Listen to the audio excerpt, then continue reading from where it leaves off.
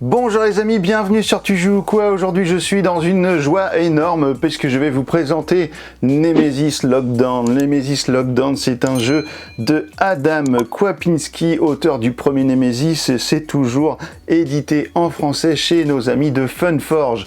Voilà, Nemesis Lockdown, c'est un jeu absolument dingue. Si vous connaissiez déjà le premier, bah écoutez, je vous rappelle quelques petits points de règle un petit peu au fur et à mesure, mais je vais assez vite. Je vous montre surtout toutes les nouveautés de ce jeu-là. Et bah on voit tout de suite comment ça marche. Et je vous retrouve après pour mon avis. À tout à l'heure.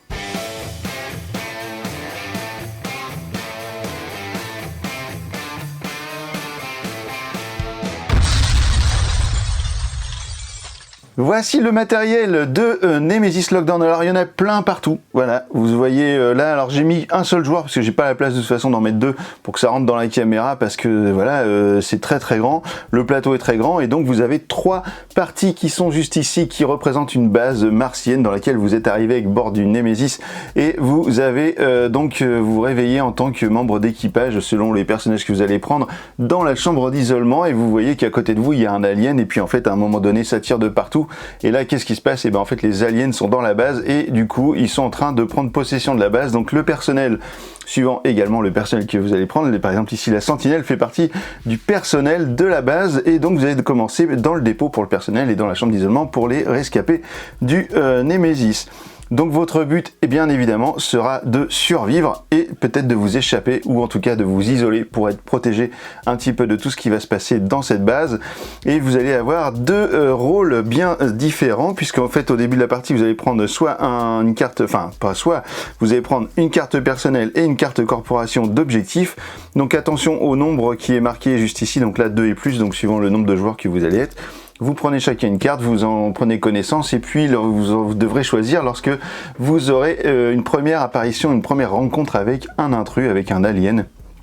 C'est à ce moment-là que vous devrez choisir votre carte d'objectif. Au niveau du jeu, au niveau du gameplay, on est quand même très proche du Nemesis premier du nom, puisque en fait globalement ça fonctionne pareil, sauf qu'il y a quand même des petites différences évidemment, vu qu'on n'a pas le même décor. Alors ici vous avez la piste de temps et vous aurez 15 tours pour arriver à remplir votre objectif et soit vous isoler, soit vous échapper, soit donc arriver dans le bunker qui sera une des solutions pour survivre, soit être ici dans les chambres d'isolement un peu comme dans les cocons là d'isolement également dans le Nemesis, soit être monté à bord de ces nacelles de fret, des transports de fret en fait qui sont là un petit peu comme les nacelles de sauvetage du Nemesis. Donc comme dans le premier Nemesis, eh bien vous allez avoir des cartes de tours comme ici, voilà, vous êtes le premier joueur, donc ça vous allez tirer au hasard suivant le nombre de joueurs que vous êtes. Chacun en tire une, du coup vous êtes le premier, le deuxième ou le troisième joueur. Ici j'ai mis une configuration pour 2 joueurs, je vais vous expliquer pourquoi la différence, c'est surtout là au niveau des pions qui sont sur le plateau. Ensuite vous allez prendre 2 cartes rôle parmi toutes les cartes rôle et puis vous allez, alors les cartes rôle c'est celles qui sont comme ça, vous allez tirer 2 cartes, vous choisissez quel personnage vous voulez jouer, ici j'ai choisi la sentinelle et puis donc vous allez avoir des informations sur cette carte et l'autre vous la redonnez et puis tous les joueurs vont faire comme ça. Ici, vous avez des informations sur votre personnage, donc sur la carte rôle, vous avez votre salle de départ. Donc en l'occurrence, la salle de départ sera le dépôt car c'est un membre du personnel de la base. Vous avez un point de connaissance de départ, donc vous allez prendre votre petit pion connaissance de la couleur qui est représentée sur votre plateau et vous allez le mettre sur le chiffre indiqué sur votre carte rôle. J'y reviendrai après. Vous avez votre objet de départ. Alors ici, c'est une mitraillette et vous avez votre objet de quête qui est ici. Vous avez donc un objet de quête qui sera débloqué suivant une certaine condition, donc à remplir. Allez au système automatique de fret A pour activer cet objet. Donc vous ne pouvez pas vous en servir le temps que vous n'avez pas activé pour le coup d'une carte cet objet dans la salle de fret A. Vous avez également des rôles alternatifs, mais ça vous verrez plus tard quand vous aurez le jeu, parce qu'on ne peut pas tout expliquer non plus dans une seule vidéo, ça ferait trop long. Hop, maintenant que vous avez votre personnage, eh bien vous prenez son carton, vous allez prendre vos cartes actions qui seront marquées sentinelle juste ici. Voilà, vous prenez toutes vos cartes, vous les mélangez bien, vous prenez donc vos 2 quêtes et puis vous allez prendre votre figurine avec le petit caoutchouc qui va vous permettre de le reconnaître facilement pour la couleur. Ensuite, qu'est-ce que l'on a après au niveau... Ah oui, alors un truc que j'ai oublié, suivant votre numéro, vous allez prendre la réglette. Évidemment, ici, je ne vais pas vous le montrer, mais parce qu'on est en vue du dessus, mais vous allez mettre votre réglette comme ça, et tous les objets que vous allez récupérer pendant la partie seront cachés des autres joueurs. Vous allez faire votre choix secrètement, et donc vous allez les mettre comme ça, cachés des autres joueurs. Donc là, je ne le mets pas parce que c'est une vidéo explicative vue du dessus, Mais normalement, c'est comme ça. Vous allez ensuite avoir les cartes des monstres. Alors ici, les attaques de rôdeurs nocturnes, puisqu'on n'est plus sur les attaques d'intrus, on est sur des rôdeurs nocturnes, puisqu'en fait, les aliens, là, sont dans cette base, ce sont des rôdeurs nocturnes. Ici, les cartes événements.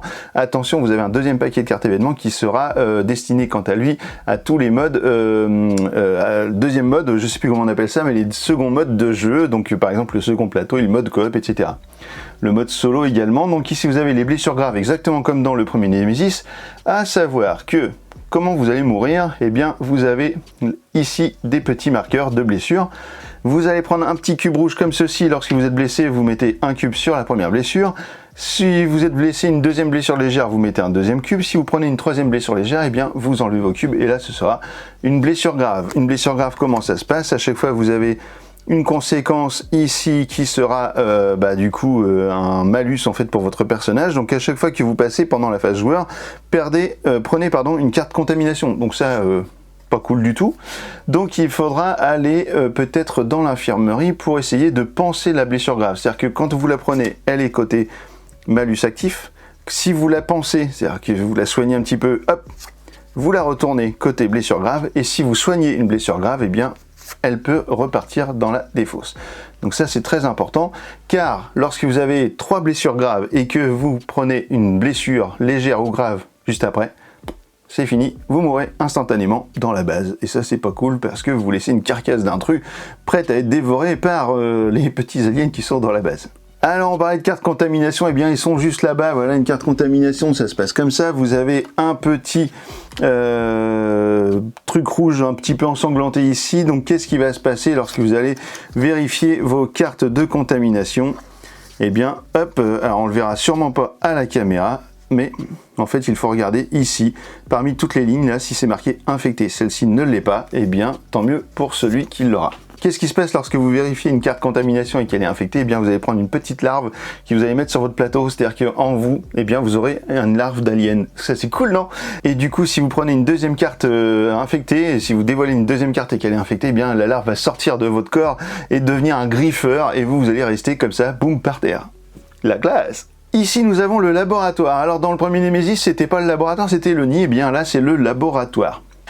Vous avez ici des nouvelles choses, donc alors vous avez toujours les œufs, alors ce qui est représenté ici ce sont les œufs qui sont dans le nid quelque part dans la base, donc vous avez un nid avec 5 œufs dès le début du jeu. Donc si vous devez détruire le nid par exemple, eh bien il faudra détruire les œufs qui sont juste ici sur le plateau laboratoire. Ensuite vous avez une piste connaissance, alors ça c'est intéressant parce que c'est une nouveauté et c'est plutôt pas mal. Vous avez les points faibles. Dans Nemesis Premier du nom, vous aviez 3 cartes comme ceci qui étaient retournées face cachée, comme les cartes qui sont ici dès le début du jeu. Là, dès le début, on vous en donne une. Sauf que il faudra atteindre le palier numéro 3 de la connaissance pour pouvoir en bénéficier. Donc dès que vous avez un joueur qui atteint le niveau 3, eh bien il bénéficie de cette connaissance. Mais par contre, pas les autres. Donc voilà, ça fait des petits avantages, désavantages. Alors, en même temps, vous êtes censé jouer en coopératif, alors en semi-coopératif, c'est-à-dire qu'en fait, vous jouez chacun avec les autres, hein, vous essayez de survivre, mais en même temps, c'est aussi un peu chacun pour sa gueule. Donc, écoutez, hein, maintenant, c'est après, suivant vos objectifs, qu'est-ce qui va se passer? Alors je vous disais, la base elle est divisée en 3 secteurs, donc vous avez le secteur de surface ici, le secteur de donc le niveau -1 et le secteur, alors c'est marqué sur secteur 3 etc, mais bon en gros c'est un niveau -1 et un niveau -2. Pour aller d'un niveau à l'autre vous avez un ascenseur qui est très pratique, qui arrive ici, alors sur les cartes d'aide hein, parce que j'ai pas beaucoup de place, il peut arriver là, donc au début il part de là. Et vous avez également des escaliers, vous en avez un ici, ici et ici et ici. Alors les escaliers sont des pièces à part entière, mais par contre il n'y aura aucune fouille et par contre vous serez toujours dans le noir dans ces pièces. Alors pourquoi je vous parle d'être dans le noir? C'est parce qu'en fait, si vous avez bien remarqué, il y a des nouveaux pions sur le plateau qui sont les pions électricité. Voilà, vous avez des pions comme ceci avec du courant activé et du courant pas activé. Donc en fait, dès le début du jeu, vous allez tirer les 4 pions, vous allez mettre au hasard les pions sur les différents endroits et vous allez mettre côté activé les 2 avec les plus faibles valeurs, c'est-à-dire le 1 et le 2, et désactiver le 3 et le 4. Qu'est-ce que ça veut dire? Ça veut dire que dans le secteur 1, on a de l'électricité, tout va bien, enfin tout va bien, il y a quand même des aliens, mais on a de l'électricité, donc on peut utiliser par exemple des ordinateurs, et dans le secteur 2, et ben là, ici, on est dans le noir, ainsi que dans le 3, mais par contre l'ascenseur fonctionne. Ça c'est cool. Vous allez voir que tout ça c'est lié à la piste de temps. Nous avons ici la piste de temps comme vous la connaissez déjà dans l'autre jeu, sauf qu'ici vous voyez qu'il y a des petits traits rouges et des petits traits bleus, comme ceci. Vous avez votre marqueur temps qui a un côté énergie désactivé et un côté énergie activé. Quand vous allez passer un tour et qu'il sera sur le côté rouge, donc sur le côté désactivé, à chaque fois que vous allez passer ici, vous allez enlever le courant quelque part et ce sera toujours sur l'endroit le plus avec le chiffre le plus élevé, en l'occurrence ici l'ascenseur sera inactif. Donc ça, ce sera à chaque fois lors de la phase événement du tour d'avant. Lorsque vous serez activé, c'est-à-dire que lorsque vous aurez par exemple activé ce pion dans la génératrice de secours ou dans la génératrice qui se cache quelque part, eh bien vous allez retourner le pion en activé, ce qui fait que lorsque vous avez passé un trait rouge, pas de problème, tout va bien. Lorsque vous allez passer un trait bleu, et bien là, ce sera quand même le bordel parce que vous allez quand même désactiver des pièces de courant. Donc attention à ça, il va falloir être très vigilant. Alors pourquoi? Parce qu'en fait déjà l'ascenseur il marche pas, donc c'est galère, il faut utiliser les escaliers. Donc il y a le côté ascenseur, mais il y a aussi surtout le côté attaque des rôdeurs nocturnes, puisqu'en fait à chaque fois vous allez avoir une ligne qui correspond à l'attaque pour tout le monde, c'est-à-dire les joueurs, toutes les pièces qui peuvent se situer dans le jour, et vous avez la deuxième ligne qui elle sera affectée à tous les endroits qui seront dans l'obscurité. Donc ça va être très violent, donc attention à la gestion du courant parce que c'est pas simple. Dès le départ, le pion il démarre côté rouge sur le 15. Des nouveaux pions également, ce sont les pions qui sont juste ici, ça, on appelle ça les pions contingence. Et bien vous en avez tout un petit ensemble que vous allez mélanger et lorsque vous allez jouer à un nombre de joueurs, genre 3 joueurs, et bien vous allez en prendre un, alors sans les regarder bien évidemment, au hasard, vous allez en prendre un sur chaque personnage. Si vous jouez à 2, vous en prenez 2 par personnage, vous en mettez un ici tout au bout de la piste de temps et vous en mettez d'autres ici qui seront dans la pioche, je sais plus comment ça s'appelle, mais en gros vous pourrez aller les jeter, les regarder, les consulter à des moments du jeu par rapport à certaines actions. Qu'est-ce que c'est que ces pions-là? Eh bien, en fait, vous avez un résumé des pions qui est juste ici. Je vais le mettre hop, en plein milieu. Donc, vous avez un résumé ici de tous les pions avec la quantité de chaque pion. Et à la fin de la partie, quoi qu'il arrive, eh bien, vous allez regarder quel est le pion contingence qui est ici. Donc, personne pendant la partie n'a le droit de le regarder. Même si vous devez consulter des pions contingence, celui-ci, vous n'aurez jamais le droit. Et donc, vous allez regarder ce qui est inscrit dessus. Suivant ce qui est inscrit dessus, eh bien, même si vous avez réussi vos objectifs, peut-être que vous allez mourir. Et oui. Ce jeu est parfaitement cruel, c'est horrible. Vous allez peut-être crever là-dedans par des aliens, vous allez peut-être mourir parce que d'autres joueurs vont essayer de vous tuer. Attention, lorsque l'on doit tuer un adversaire, un autre joueur, eh bien évidemment il ne faut pas le dire, mais on n'a jamais le droit de le tuer en direct, hein, c'est-à-dire que vous ne pouvez pas aller le taper ou lui tirer dessus, ça c'est interdit dans le jeu, vous devez toujours le tuer de manière indirecte, donc d'une manière assez fourbe. Et puis donc malgré tout ça, vous allez peut-être mourir. Donc en l'occurrence, il va falloir essayer de consulter tous les jetons de contingence. Alors sur votre plateau, vous les voyez quand vous voulez, mais il va falloir regarder tous ceux qui sont sur les autres plateaux des joueurs et tous ceux qui sont là. Parce qu'en fait, par élimination, eh bien vous allez savoir lequel est là-bas. Et du coup, forcément, vous allez faire ce qu'il faut pour ne pas être mort à la fin de la partie. Alors tiens, pendant que je suis encore sur cette carte d'aide de la contingence, vous voyez ici qu'il y a des petits pions ici qui sont nouveaux, qui sont là, et qui sont les pions SAF, donc ce sont les salles automatiques de fret, je crois, ça doit s'appeler comme ça. Et qu'est-ce qui se passe? Eh bien, lorsque vous allez arriver ici, eh bien, pendant la phase événement, on va lancer les nacelles. On va regarder quelle nacelle part, donc là, par exemple, c'est la A. Alors, évidemment, personne ne sait ce qu'il y a là-dessus, alors il faut savoir quand même qu'il y en a une A, une B, une C, toutes les nacelles partent, et 3 où il n'y a rien qui se passe. Si vous êtes dans une salle, par exemple la salle de A, la salle de la nacelle A, eh bien votre personnage sera ici et vous allez attendre le départ par exemple. Eh bien vous allez tirer le truc au hasard, si c'est là, poum, vous êtes expulsé par la nacelle, vous sortez de la base, vous jouez plus, vous êtes plus dans la base, donc vous attendez la fin et puis voir si éventuellement le pion contingence ne vous tue pas quelquefois, on sait jamais. Si par contre vous êtes dans la nacelle A et que c'est pas la nacelle A, c'est rien du tout, par exemple comme ici aucun départ, et bien vous allez prendre une blessure grave et vous allez retourner dans votre salle de lancement de nacelle A. Donc ça, attention, parce que ces nacelles là, elles peuvent être super, mais elles sont aussi très dangereuses. Si vous avez déjà 3 blessures, que vous essayez de partir et que vous prenez une blessure grave parce que c'est pas le bon pion, et en fait vous mourrez sur place dans votre salle de nacelle. Donc ça c'est pas cool. Alors évidemment il existe des moyens grâce à des ordinateurs par exemple d'aller consulter les pions SAF, mais faudrait-il encore qu'il y ait du courant, car lorsqu'il n'y a pas de courant dans un secteur, les ordinateurs c'est walou. Alors comment on consulte les ordinateurs puisqu'on y est? Vous avez une carte ici ordinateur. Alors lorsque vous avez une tuile avec un petit ordinateur juste ici dans le coin, vous allez pouvoir faire une action ordinateur. Donc une action ordinateur de cette carte là qui est juste ici, qui est commune à tout le monde. Vous aurez 3 choix.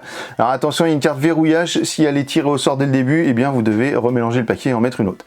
Vous faites une action parmi celles qui sont proposées, cette carte-là, elle va ici en dessous du paquet et vous mettez une prochaine carte. À chaque fois que vous faites l'action, la carte, elle s'en va et il y en a une autre qui arrive pour faire une nouvelle action d'ordinateur. Donc vous allez pouvoir faire des actions assez puissantes avec l'ordinateur, donc ça c'est pas à négliger non plus, mais encore une fois, il faut du courant. Le grand bunker, comment on va aller au grand bunker? Il va falloir qu'il y ait quelqu'un qui meurt. Et oui, dès qu'un des joueurs meurt, la porte du bunker s'ouvre. C'est-à-dire que vous pouvez aller dans le bunker. Donc ça c'est plutôt une bonne nouvelle. Alors c'est pas une bonne nouvelle pour le joueur qui est mort, mais en tout cas c'est une bonne nouvelle pour les autres. Rassurez-vous, il existe d'autres moyens d'ouvrir la grande porte.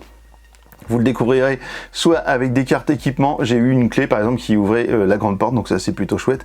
Et puis, alors par contre c'est en utilisant l'ordinateur, donc c'est pareil, le danger toujours c'est qu'il n'y ait pas de courant.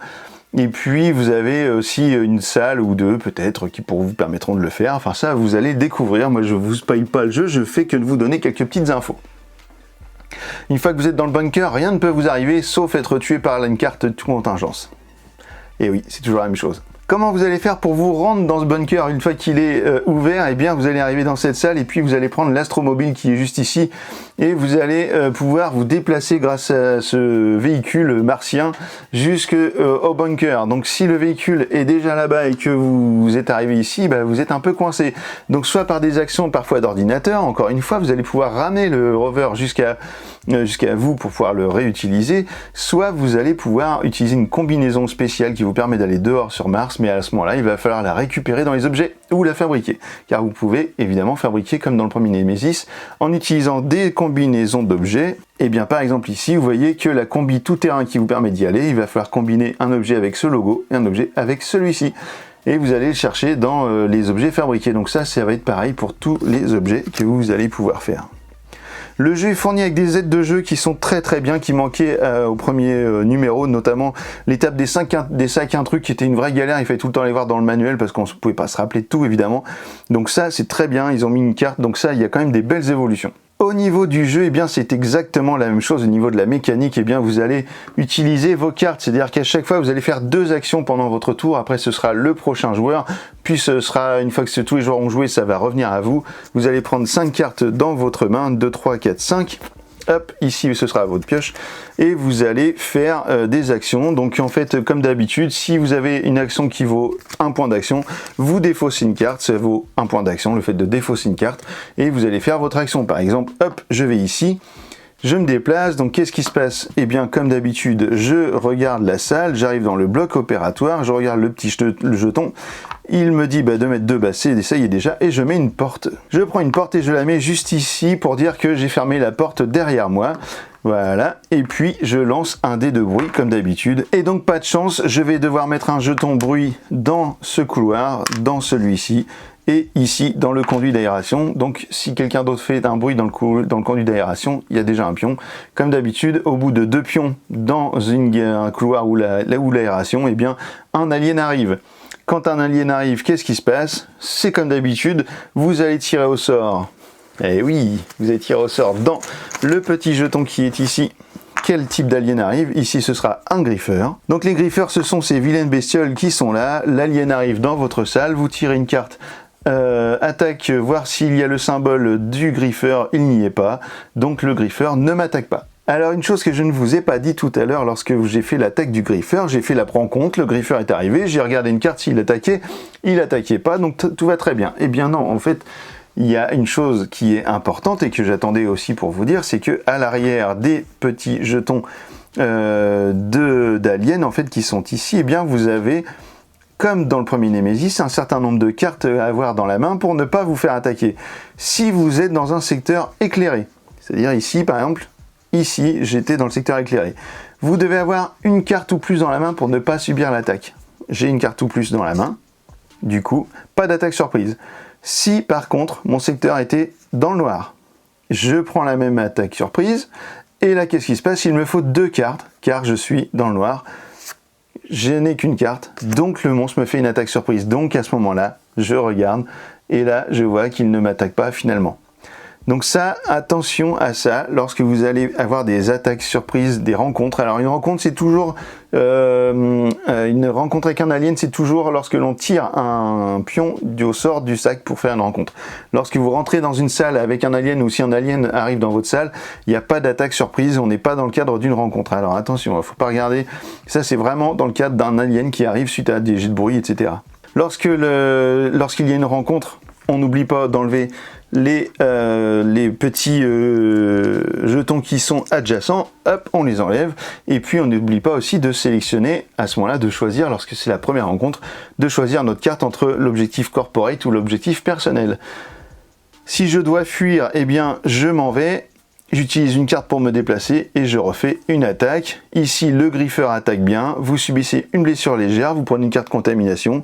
Donc voilà, c'est parti, ça commence, je prends une carte contamination. Et si j'étais dans le noir, mais ça n'est pas le cas puisqu'ici il y a du courant, eh bien j'aurais subi une blessure légère supplémentaire. Donc comment après je peux combattre cet alien? Un petit rappel là-dessus, eh bien je vais faire une attaque. Alors si je fais au corps à corps, je peux tout à fait, hein, on va dire qu'en gros on ramasse un bout de ferraille par terre, je le tape. Sauf que en fait à chaque fois que je vais faire une attaque au corps à corps, eh bien je vais me prendre une contamination.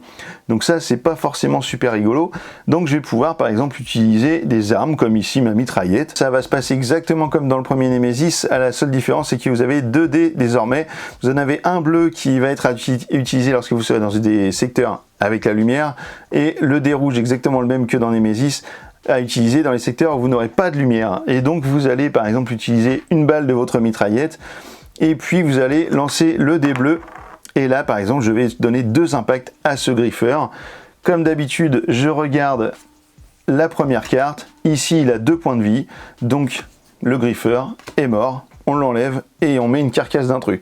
Alors vous avez différentes faces de dés, vous avez donc les 2 impacts, vous avez ici une touche sur un adulte, un griffeur ou une larve, ici sur un griffeur ou une larve, ici vous avez touché mais vous allez devoir donner une carte supplémentaire pour valider votre touche.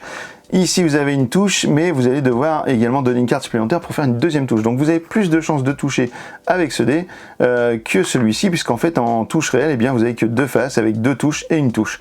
Le reste ce n'est que du griffeur et de la larve, ou rien du tout, ou un adulte, griffeur et larve. Donc forcément, vous avez l'avantage de la vision dans les pièces qui sont avec la lumière pour essayer de toucher vos adversaires.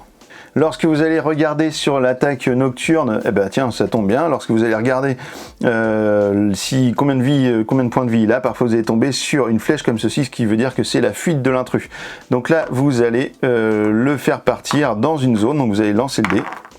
Ici, il part dans le 1, donc il part dans le conduit, bah super, du coup il disparaît carrément dans les conduits, donc lui il s'en va, et on remet son pion dans le petit sac. Voilà, tout ça, ça vous rappelle comment ça fonctionne, hein, Nemesis, donc vous inquiétez pas, c'est exactement les mêmes trucs. Alors une différence par contre par rapport aux autres, à l'autre Nemesis, c'est que vous pouviez fouiller quand vous étiez dans une salle, et bien là la fouille ce sera avec vos cartes, voilà, vous n'aurez plus l'action fouille dans les actions de base, vous allez devoir fouiller avec votre carte.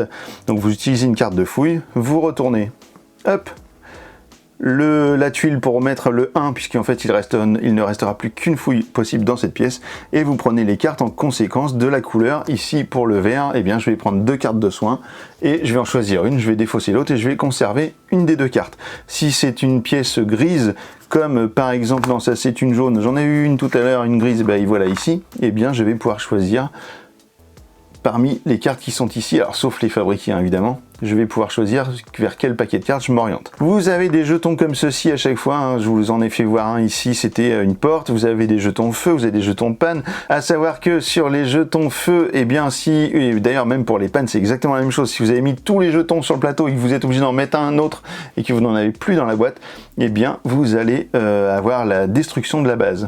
Ça, c'est pas cool non plus. Lorsque vous allez arriver au bout de la piste de temps, eh bien, vous allez voir une espèce de gaz qui va se dissiper dans la base et qui va tuer tout le monde. Voilà, c'est comme ça. Et donc, vous allez devoir être soit dans le bunker, soit dans une nacelle, soit dans la chambre d'isolement. La chambre d'isolement va s'ouvrir à partir du moment où le pion passe la ligne, arrive dans une case blanche, c'est-à-dire à partir de la 8e case de la piste de temps. Les cocons vont s'ouvrir, vous allez pouvoir aller dedans, vous allez donc faire une action pour rentrer dedans comme dans une nacelle ou dans l'autre jeu au niveau des cocons. S'il n'y a pas d'intrus dans votre salle au moment où vous rentrez dedans, eh bien vous vous enfermez dans le cocon et il ne peut plus rien vous arriver, vous ne jouez plus et vous laissez mourir un petit peu tout le monde comme ils peuvent. Je vous rappelle quand même que si la base, le pion contingent se dit que vous êtes mort dans les chambres d'isolement, eh bien vous serez mort.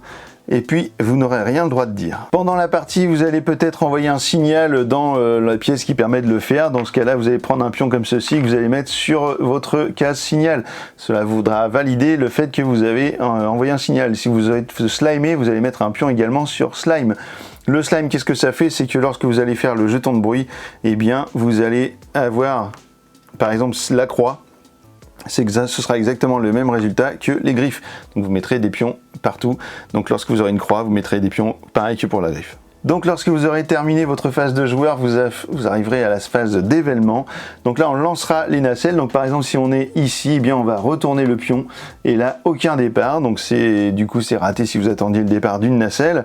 Vous avancerez le pion ici et alors si vous passez évidemment au-dessus d'un trait rouge et qu'il est rouge, eh bien vous allez retourner le pion de la plus forte valeur sur le côté inactif au niveau du courant et vous allez également pouvoir retirer des marqueurs bruit. Alors ça c'est une chose qui est intéressante dans ce jeu, c'est que par exemple si on est dans ce secteur qui lui est alimenté, eh bien si on s'est déplacé avant juste ici et que on arrive comme ça avec la phase d'événement, eh bien vous allez retirer tous les marqueurs bruit qui ne sont pas adjacents à votre salle. Donc ici et ici, il se passera rien. Par contre, tous les autres, ils s'en vont du fait d'être à la lumière. Donc ça c'est vraiment important aussi pour enlever du marqueur bruit. Donc ça c'est très cool. Ensuite vous aurez les attaques des intrus. Donc si on était ici, eh bien mon intrus pourrait m'attaquer. Comme d'habitude on regarde, il n'y a pas son symbole, il m'attaque pas. Ensuite vous allez avoir le dégât du feu. Donc si vous avez des pions feu, eh bien chaque personnage ou alien qui se trouve dans une pièce avec du feu, eh bien va prendre un dégât. Et puis vous allez résolver une carte événement. Donc les cartes événements c'est comme d'habitude. Vous allez regarder, tous les adultes ici et tous les hybrides vont partir. D'ailleurs, je dis hybride depuis tout à l'heure, mais est-ce que c'est vraiment des hybrides? J'ai vérifié, c'est bien des hybrides. Voilà, donc du coup, tous les adultes et les hybrides vont partir dans le couloir numéro 2. Donc si c'était un adulte ici, eh bien il partirait ici dans le sas de l'ascenseur. Ensuite vous allez faire l'action et si vous êtes dans des salles dans l'obscurité, eh bien vous faites les actions qui sont signalées comme étant des salles obscures. Il reste encore une chose à faire à la fin de la phase événement, c'est que vous allez prendre un pion dans votre sac d'intrus, vous allez regarder, ici c'est une larve, vous regardez sur votre aide de jeu, retirez ce jeton, ah ben je l'ai remis dedans, en gros on le retire et on met un jeton adulte à la place, c'est-à-dire que la larve a grandi, donc ça, tant pis pour vous, vous avez des adultes qui vont arriver à la place des larves, donc c'est plus dur à tuer, et puis écoutez, voilà, je crois qu'on a fait le tour de Nemesis Lockdown, je crois n'avoir rien oublié, et bien on se retrouve dans un instant pour mon avis sur Nemesis Lockdown. À tout de suite.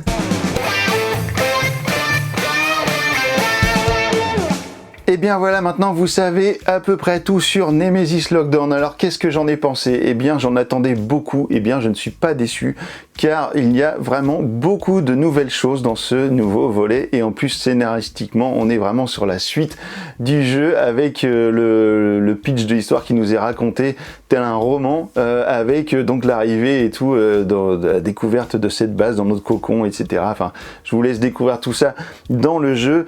Eh bien, la base souterraine est absolument géniale, avec ses 3 niveaux, avec les ascenseurs, avec le courant, avec les pions connaissances, avec les nouvelles nacelles, la nouvelle façon de pouvoir s'en aller, le bunker, etc., le rover, c'est absolument ouf.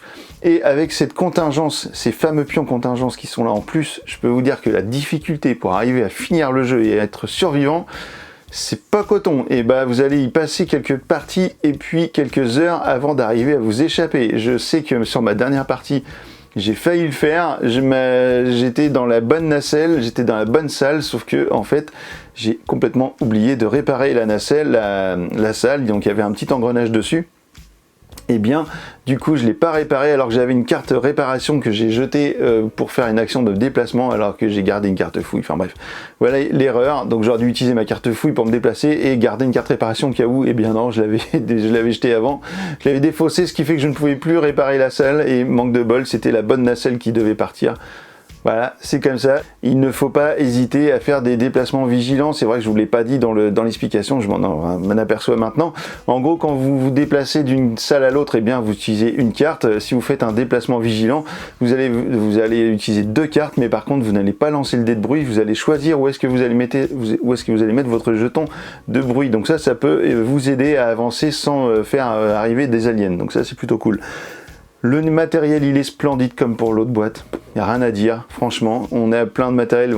Quand on a connu Nemesis 1, eh bien en fait, on n'est pas perdu lorsqu'on découvre Nemesis 2. Très franchement, c'est un super jeu et les deux vont très bien. Il me paraît beaucoup plus difficile que le 1, enfin bien qu'on n'ait pas beaucoup survécu quand on y pense, il n'y a pas eu souvent des survivants dans le jeu numéro 1, mais bizarrement il me paraît plus compliqué avec ces histoires de contingence à aller vérifier les nacelles, etc. Ça me paraît plus dur, surtout que en fait au début du jeu, suivant les personnages que vous allez prendre, si vous avez des personnages du personnel de la base et d'autres qui sont des survivants, et eh bien vous êtes un peu à deux opposés, c'est-à-dire que le personnel démarre à la surface dans le dépôt, alors que les autres démarrent dans la chambre d'isolement qui est en sous-sol, en secteur 3. Donc ça, c'est pas simple, donc du coup, il faut arriver à gérer ça, et puis à ce que vous soyez quand même suffisamment coopératif pour déclencher, mettre en place le courant, etc., pour être plutôt pas trop en danger dans la base, mais coopératif jusqu'à un certain point, bien évidemment, puisque vous allez avoir ces fameux objectifs à remplir qui vont peut-être vous obliger à tuer vos copains, donc ça, on sait jamais. Donc écoutez, voilà, moi ce que j'en pense c'est que Nemesis Lockdown c'est une pure merveille, comme le premier. Je vous conseille vraiment de l'essayer, et puis maintenant que vous savez tout sur Nemesis, et alors, tu joues quoi.